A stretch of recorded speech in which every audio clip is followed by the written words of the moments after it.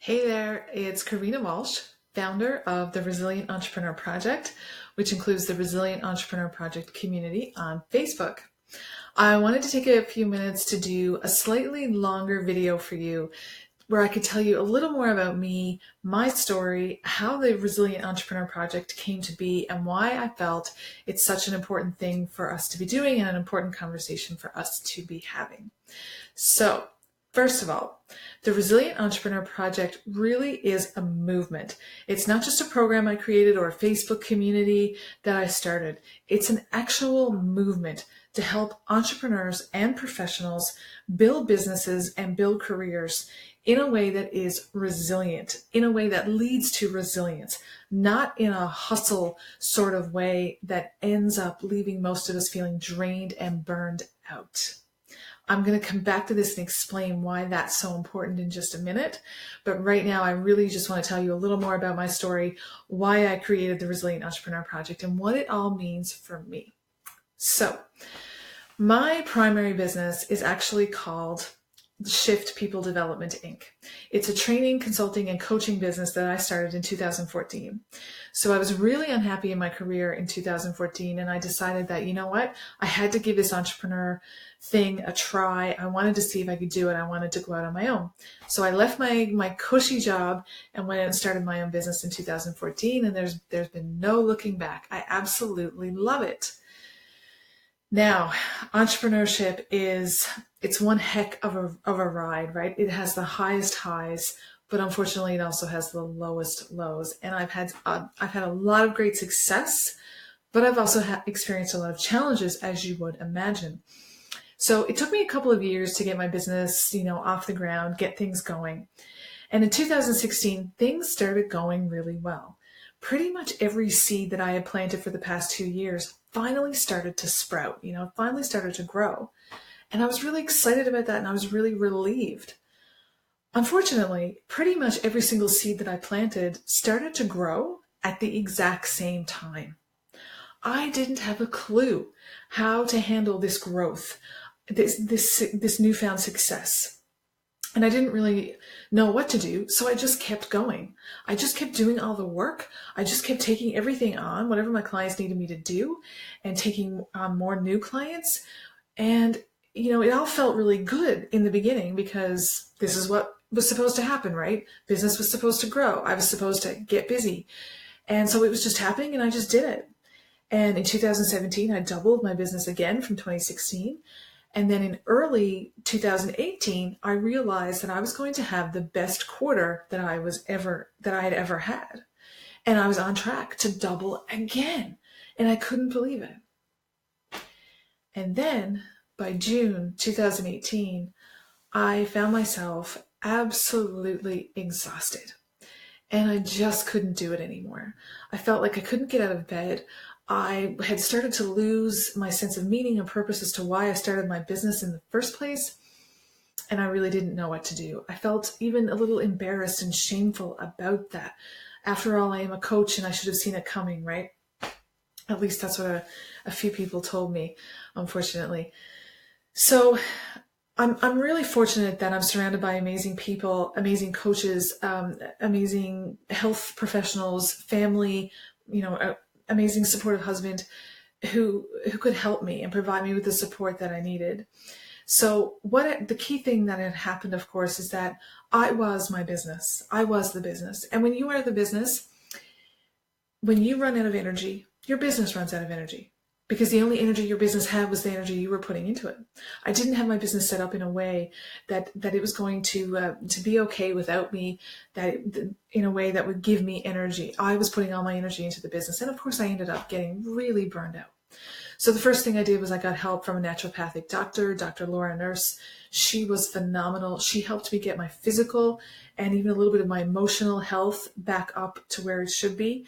And I'm happy to say I have plenty of energy now, thanks to her. It's an ongoing thing, of course, taking care of yourself, taking care of your wellness. But she definitely helped me get back to the energy level that I wanted to be in. So I'm grateful for her. I'm grateful for all the other friends and the people who showed me support and helped me understand how to get things running in a much more effective way. And in just 6 months, I was able to turn things around. In just 6 months, I was able to get my business back up to a healthy place, doing the type of work that I wanted to be doing and feeling good about it. And I'm feeling good, most importantly, in terms of my health and mental and emotional well-being.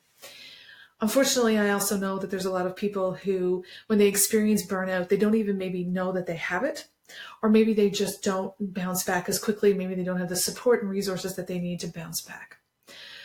This has been my key motivation for starting the Resilient Entrepreneur Project. The culture of entrepreneurship leaves us feeling like we have to go, go, go, like we have to hustle and grind, right? Those are the key things we hear in entrepreneurship. Like we have to go big, be bold.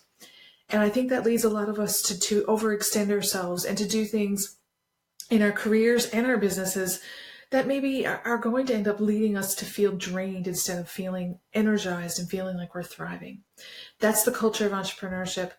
And then having gone through it in my own experience, I felt that it was time to start a community, to start a movement where we have a different type of conversation about the work that we're doing.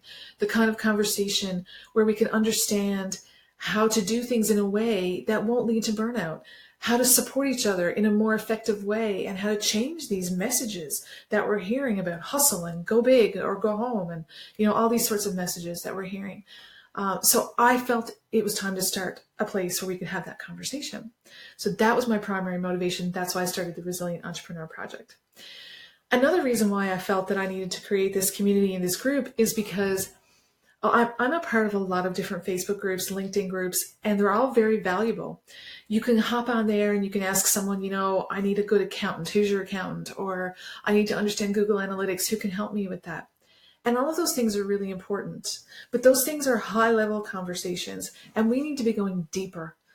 We need to have a place where it's safe and comfortable for us to talk about the dark side, to talk about the struggles that we're having in entrepreneurship or in running your career, growing your career, whatever the case may be for you.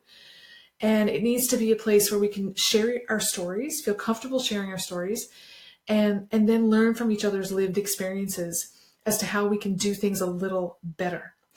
The definition of resilience is all about bouncing back. And I have a problem with that. I don't want you to get to a place where you have to bounce back. I want to help you be proactive.